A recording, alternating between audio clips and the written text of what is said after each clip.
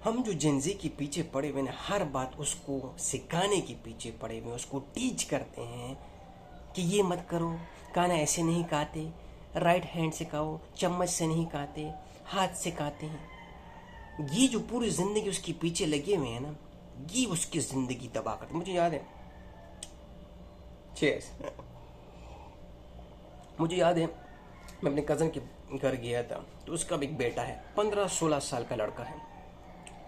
वो खाना खा रहे थे, हम सारे खाना खा रहे थे, तो वो चम्मच के साथ बिरयानी खा रहा था। हम लोग एज यूजुअल, हम लाइक ट्रेडिशन है तो हम हाथ से खाते।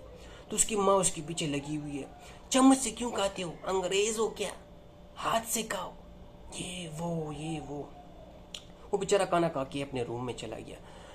उसकी माँ मुझे कहने लगी कि भाईजान ये देखिए ना, ये लड़का बिल्कुल इसी तरह आता है, खाता है, बस चला जाता है अपने उसी कमरे में, ना बाहर दोस्त आते हैं इससे, ना ये बाहर खेलने जाता है, ये क्या गज़ब है, ये क्या प्रॉब्लम है, हाय मैं मर गई, हाय मैं मर गई, मैं सिखा सिखा के थक गई उसको, हाय मैं सिखा सिखा के थक गई मैं उसको, कुछ नहीं फ़ायदा हुआ। मैं हंसा, हाँ हाँ, मैं हाँ मिलाया। फिर मैं उसके रूम में गया। बहुत ही टैलेंटेड बच्चा, बहुत ही टैलेंटेड है, मैंने अमेजिंग लड़का है, खामोश, रिस्पेक्टफुल।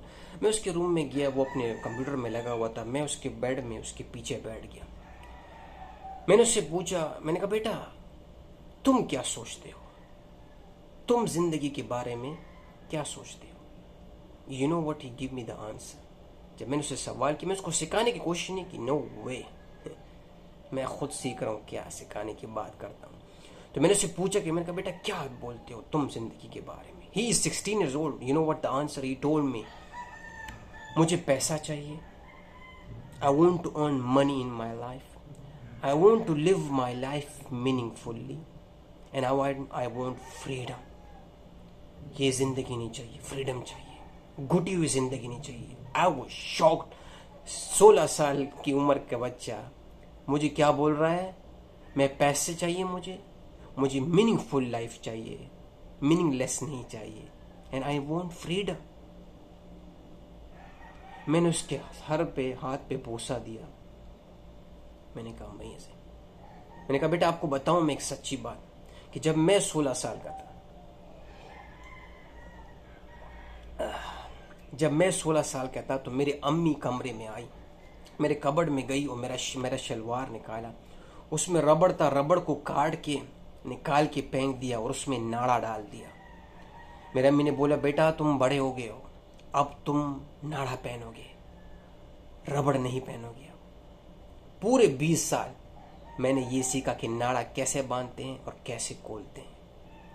ये है रियलिटी हम लोगों की। आज हम लोग लगे हुए ऐसे ऐसे जनरेशन को, जिनके ऊपर ऑलरेडी इतना प्रेशर है, और हम उसके ऊपर और प्रेशर डालना चाहते हैं कि इसको हम इतना दबा दें, इतना इसको मसल दें कि वो बेचारा कभी सोच भी न सके, कभी वो इस अपनी ज़िंदगी के बारे में सोच ही न सके कि यार मैंने आगे एक बीड़ी लेके आनी है,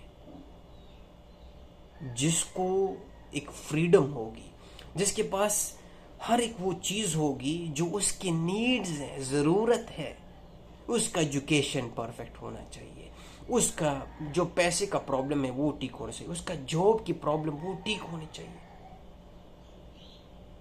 बस हम खड़े हो जाते हैं कि यार इसको सिखाओ, यार ये देखिए ये मेरा बेटा क्या है यार, ये कुछ नहीं करता है, काम चोर है, न पढ़ाई में अच्छा, न बातों करने में अच्छा, न किसी बड़े से अदब में बात करने का उसको सलीका आता है, कुछ नहीं आता है इसको। भाई इसको समझाओ, ये बस समझाओ। कभी आपने इन लोगों से पूछा कि कितना बड़ा प्रेशर है, you know what is the social media pressure.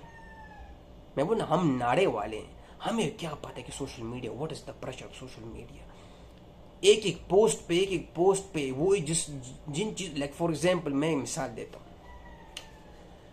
वो एक कॉलेज में, एक लड़का वो कॉलेज में है, और उसको पता है कि कॉलेज के पढ़ने के बाद मुझे डिग्री मिलने के बाद ये कन्फर्म है कि मुझे जॉब नहीं मिलेगी, क्योंकि एवरीथिंग इज रियलिटी ना। जो एजुकेशन सिस्टम है वो तो करप्ट है।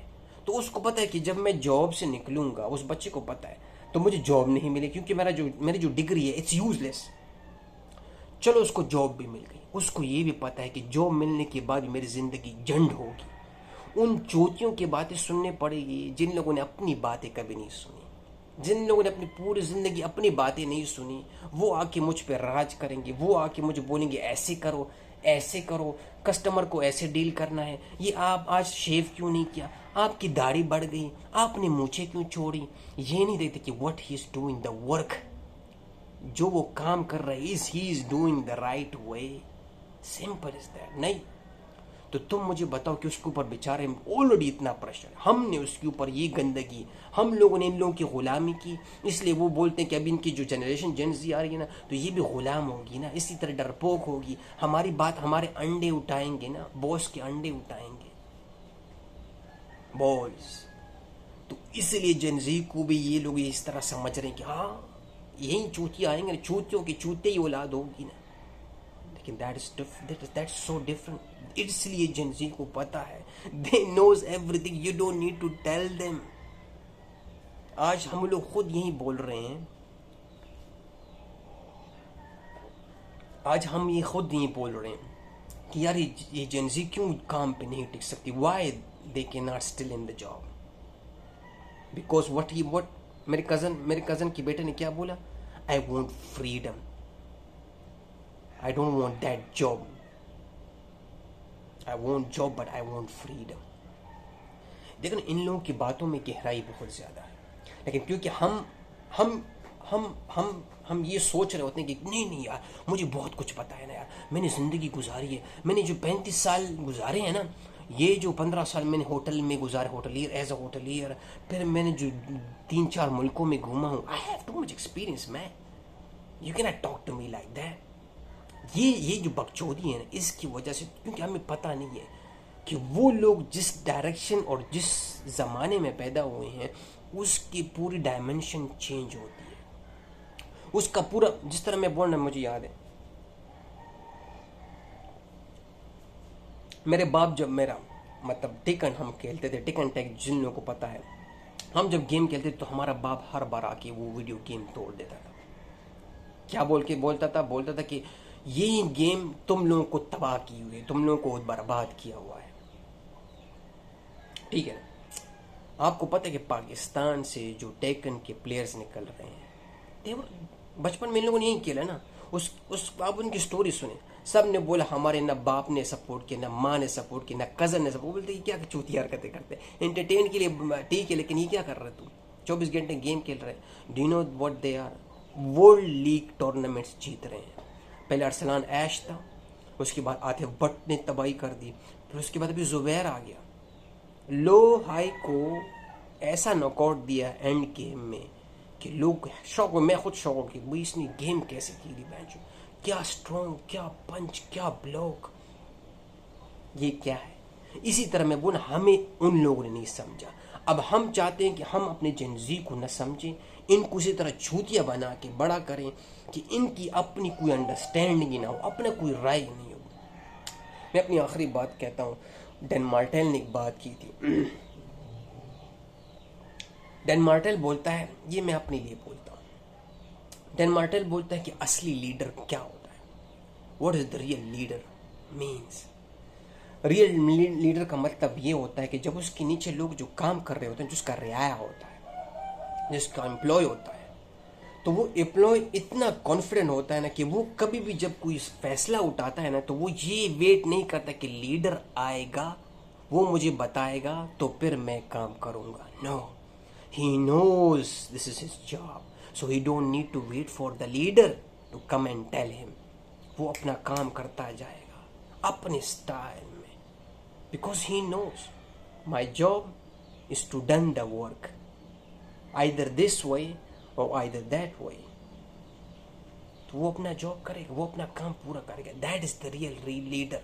हम बड़ों को ऐसा होना चाहिए, न कि हम उसको बोलें कि सब्र कर बेटा तुझे कुछ पता नहीं है, मैं आता हूँ फिर मैं तुम्हें बताऊंगा कि काम कैसे करता है, मैं आऊँगा फिर तुम्हें बताऊंगा कि घर को कैसे पालते हैं, मैं जब आऊँगा तो तब बताऊंगा घर में अकेले कैसे रहा जाता है, हाँ मैं जब आऊँगा तो मैं तुम्हें बताऊंगा कि मोबाइल और सोशल मीडिया और टिकटॉक ये कैसे यूज़ करते हैं, जब मैं आऊँगा ना तब मैं बताऊँगा तुम्हें। और जो बता रहा होता है उस चूते को पता भी नहीं होता कि क्या, बस यही बोलते हैं कि वो देख टिकटॉक कर रहा, वो देख कैसे कपड़े पहने, वो देख गाली दी, वो गाली कैसे देता, ओ किससे सीखा है,